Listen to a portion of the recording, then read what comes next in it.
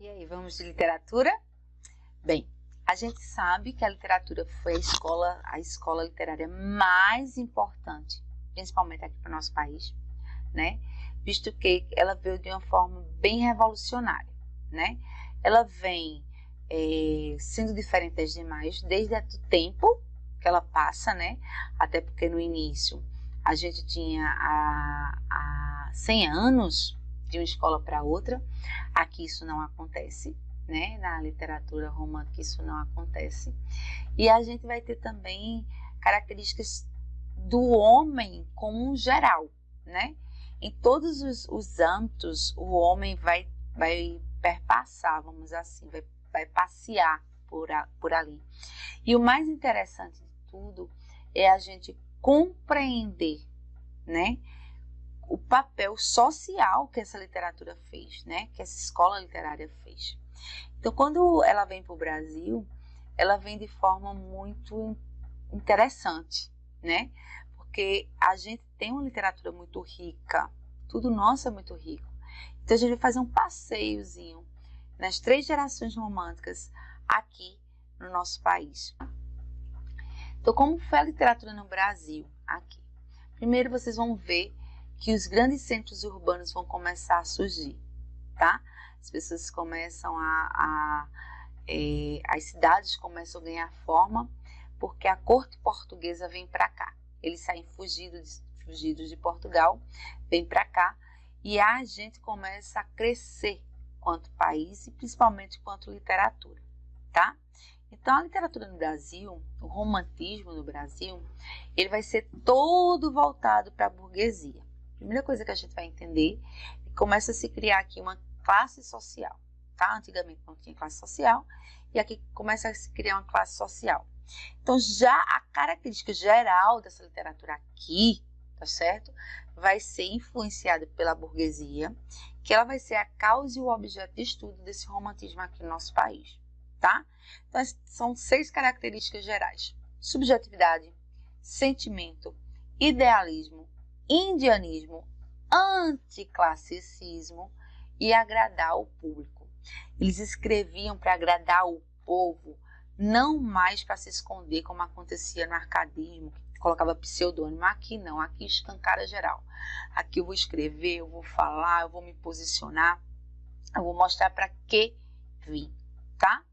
Então, a primeira geração romântica aqui, ela vem com Gonçalves de Magalhães, com o título Suspiros Poéticos e Saudades, tá? Mas ele não foi quem trouxe, de fato, quem elevou essa primeira geração. Essa primeira geração foi elevada através de Gonçalves Dias, que ele escreve um texto chamado Canção do Exílio. É muito conhecido até hoje, tá certo? Minha terra tem palmeiras, onde canto sabiás, aves que aqui gorjeiam, não gorjeiam como lá. E desse texto aqui, tem um trecho no hino nacional, para vocês verem como é forte o nacionalismo aqui nessa geração. Então, aqui a gente vai ter 4 coisas bem interessantes. A gente vai ter o nacionalismo e o patriotismo, amor à pátria, amor mesmo. Esses homens saíam daqui para a Europa para estudar lá. Eles tinham muita falta de tudo que acontecia aqui. Então, o que é que eles fazem? Eles começam a colocar esse amor, essa paixão na escrita, né? Na forma de escrever. E aí, o nacionalismo e o patriotismo, ele é muito visto aqui, tá? O segundo, a gente vai elencar um herói nacional. Como nós não tivemos trova, nós não tivemos a parte medieval, nosso herói nacional vai ser o índio. Nosso índio vai ser estudado. Vai vir gente de fora para catalogar esses índios, catalogar a flora, a fauna, tudo que está aqui. Até porque a corte portuguesa se encontra aqui e tudo está sendo modificado. Há também uma religiosidade muito grande, porque a gente volta a um novo clássico, né? Onde a gente vai ver que as pessoas aqui queriam catequizar esses índios, esse herói nacional, e a gente começa a ter esse amor, de fato, à nossa terra. E por último, uma poesia amorosa, sentimental, é uma poesia mais carinhosa, vamos dizer assim, mais natural. Não chega a ser bucólica, né? Mas mexe com o natural, mexe com a terra, mexe com a nação, mexe com o brio do país, que é o que acontece. Então, quando a gente pensa na primeira geração romântica, a gente pensa no índio como herói nacional e a gente pensa com esse amor à pátria, principalmente com Canção do Exílio, que foi escrita por Gonçalves Dias, tá? Na segunda geração romântica é o oposto. O que foi que aconteceu aqui, gente?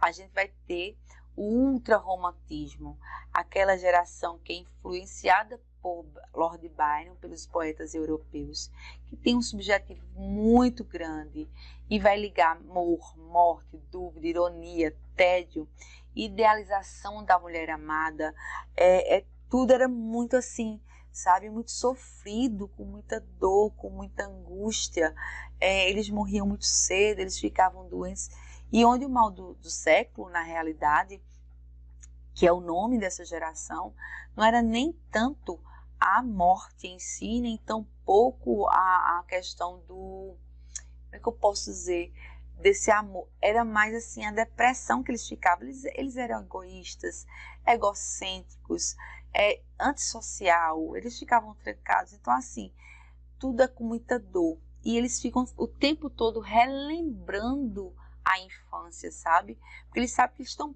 prestes a morrer. Imagina, gente, sabe, eu tô com 20 anos, hoje eu morro. Viver nessa angústia, eu vou morrer amanhã, eu vou sem saber o porquê dessa morte, entende? Então, o principal autor vai ser Álvares de Azevedo, ele faz textos voltados muito para a infância. Na terceira geração romântica, vai ser a geração condoreira ou escravocrata. O principal autor, Castro Alves, autor do emblemático texto Navio Negreiro, tá?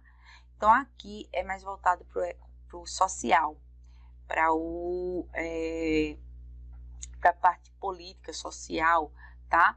Os problemas humanos, os problemas universais mesmo, sabe? De seres humanos que são ali colocados em xeque. Então eles pregam a liberdade, eles pregam um Brasil diferente, é uma poesia voltada de fato para o social, mas aqui o amor deixa de ser platônico para ser um amor real. Enquanto na segunda geração há o amor platônico, idealização da mulher, sofrimento, pessimismo, morte, aqui não, há um amor real, que ele encontra essa mulher que ele deseja, que ele quer, tá? Um amor mais palpável. Então, Castro Alves escreve Navio Negreiro, que ele é muito forte mesmo. Que ele diz assim, legião de homens, negros como a noite, horrendos a dançar, negras mulheres suspirando as tetas, magras crianças com suas bocas pretas e por aí vai. Então, assim, mostra todo o sofrimento deles perante a época, né? Ele coloca ali em praça pública, principalmente para todo mundo ver. Ele escreve, ele recita isso em praça pública. Então, Castro Alves, se ele não tivesse morrido, Machado de Assis diz que ele teria sido o principal autor do Brasil. Ele era muito inteligente, muito assim, muito coerente na sua forma de agir, de falar. Então, para que vocês fiquem mais focados nisso, eu aconselho vocês olharem um vídeo Navio Negreiro na internet, foi o que eu passei para vocês em sala de aula, mas dá para vocês darem uma olhada melhor nesse Navio Negreiro, tá? No Brasil, então, surge o romantismo em prosa, que é quando a corte portuguesa vem aqui, ela se instaura no Rio, tá certo? E eles não tinham lá em Portugal a permissão de um desenvolvimento da imprensa. Então, quando eles chegam aqui, a imprensa começa a ser desenvolvida, a corte portuguesa desenvolve aqui no Brasil essa imprensa e traz para cá também a abertura dos portos, traz a primeira faculdade de direito aqui, traz também o primeiro banco do Brasil, que vai ser feito aqui, tá? Então, assim, há um surgimento de um desenvolvimento, principalmente dentro da prosa e da poesia romântica, tá? Quais as principais características? A gente vai ver que é um romance de fato romântico. É até redundante dizer isso, mas é isso mesmo. É uma prosa romântica que tinha o intuito de redescobrir esse Brasil, mostrando tudo que compõe esse Brasil, não só exaltando o nacional, como a poesia fazia, e fazia muito bem, mas exaltando tudo, né? Todas as características, o povo, a forma, a criatividade, tudo essa prosa quis exaltar. Então, era comum nós termos nessa época o que a gente chamava de flashback, que era isso, a volta ao passado, tentando explicar esse presente. E um sentimentalismo era muito visível aqui, e ainda hoje no século XXI isso acontece, uma vez que todas as histórias do passado, eles se voltam a essas idealizações de amor que nós criamos quanto adolescentes, né? Todo mundo passa por isso, daquele amor platônico, se apaixonar por uma pessoa, a pessoa nem saber, né? Às vezes você não disse nem oi àquela pessoa. Então, assim, ele traz muito retorno ao passado, e a gente acaba vivenciando um 2021, um século XXI, voltando com muita característica desse romantismo de prosa aqui do Brasil. Além disso, a gente vai ter um conflito na narração, principalmente na prosa romântica, com a idealização de um herói. Um herói que era o índio, era o nosso índio, o índio brasileiro, mas com muita coisa da Europa, tá? Então a gente vai ver que há uma contradição aqui. Era um índio, que seria o herói, mas que tem muita coisa da Europa, e que a gente acaba endeusando, né, esse herói. Além de tudo, todos os personagens que vão surgir aqui nessas prosas vão ser personagens que vão ter muitos conflitos, tá? Conflitos que vai estar ali tanto da ideologia, das ideias de bem e mal, da formação de verdade, mentira, moral e imoral, mas também da forma que se vivia e se vivenciava naquela época. Então, a gente da prosa no Brasil, nós vamos ter o que a gente chama de característica geral, que é o bem versus o mal, que todo mundo gosta, né, do mocinho e do bandido, uma realidade que ela é idealizada, uma valorização do passado histórico, o indianismo como herói nacional, os heróis e heroínas que são criados, os enredos e personagens que são bem possíveis e palpáveis, aquele final feliz ou então o final trágico, o final feliz para as mocinhas e para os heróis, o final trágico para os bandidos, e o papel de moralidade. Falando essas características, parece com alguma coisa que nós temos hoje em dia? O que é que vocês acham? Parece sim. Foi aqui que criou-se a primeira novela, tá? Aqui era através de folhetim, e a gente hoje coloca pautado nas novelas brasileiras essa construção e desconstrução de personagens, de enredo que a gente vai passando, tá?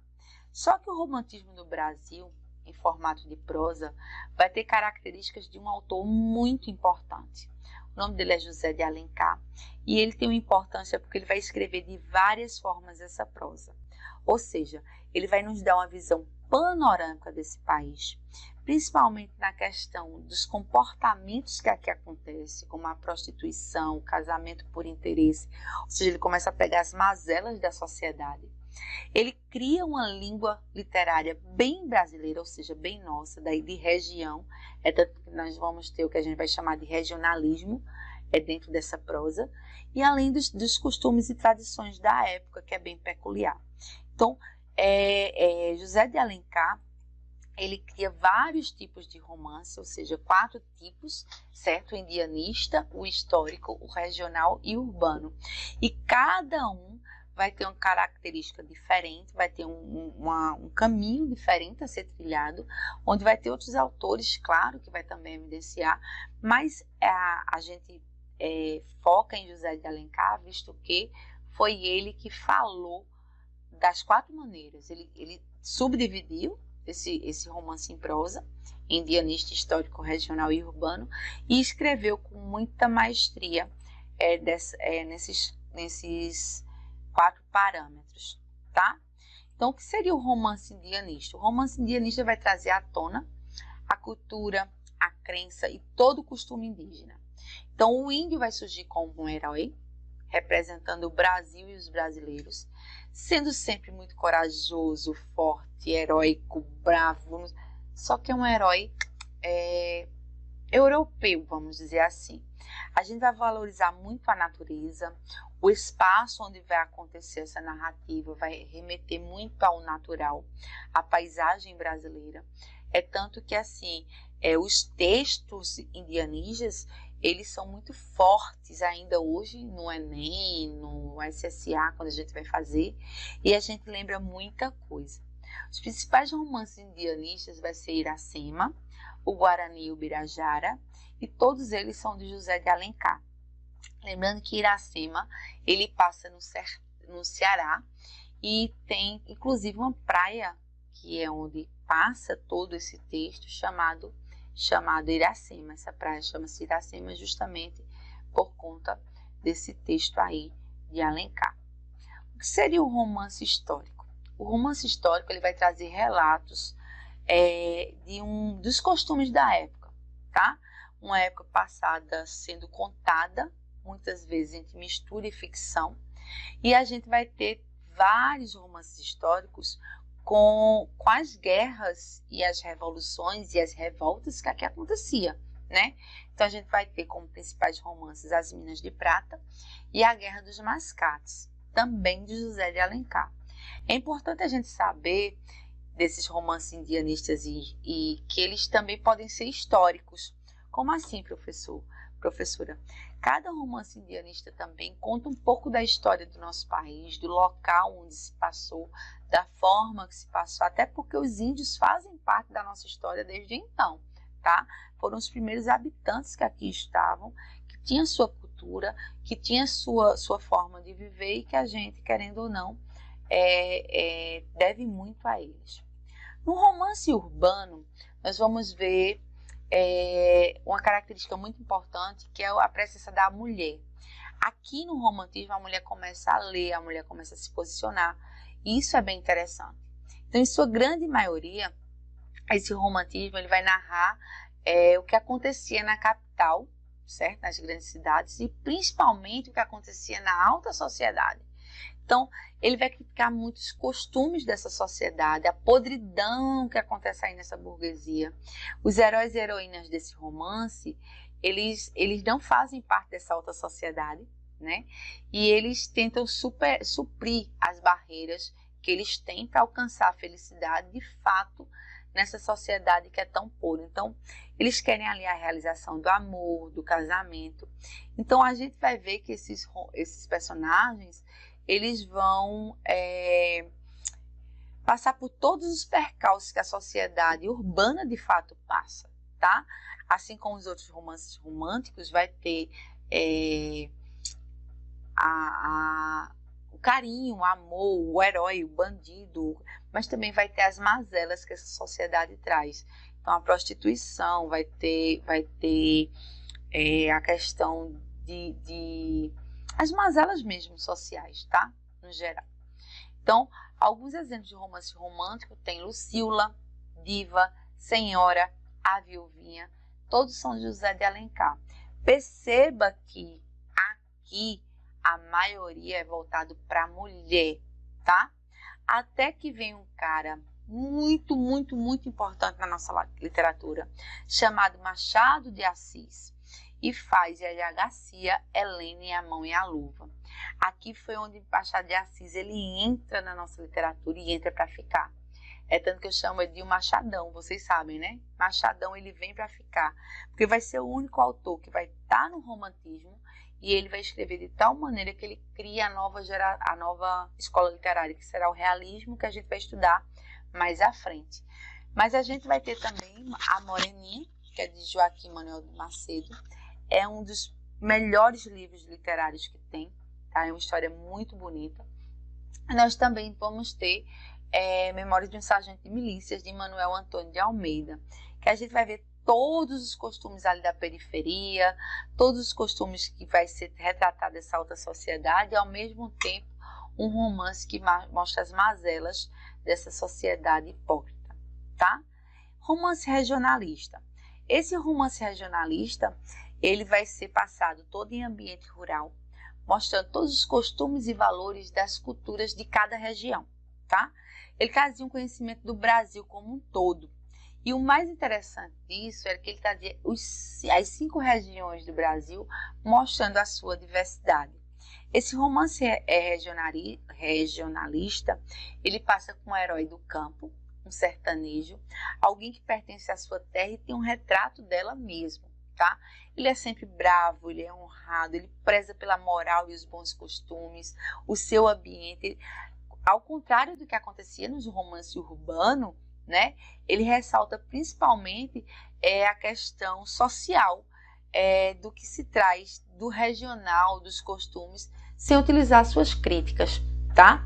Quais são os principais romances regionalistas? Nós temos Inocência, de Visconde Taunay, e nós temos O Tronco de Ipê, Tio e o Gaúcho, de José de Alencar.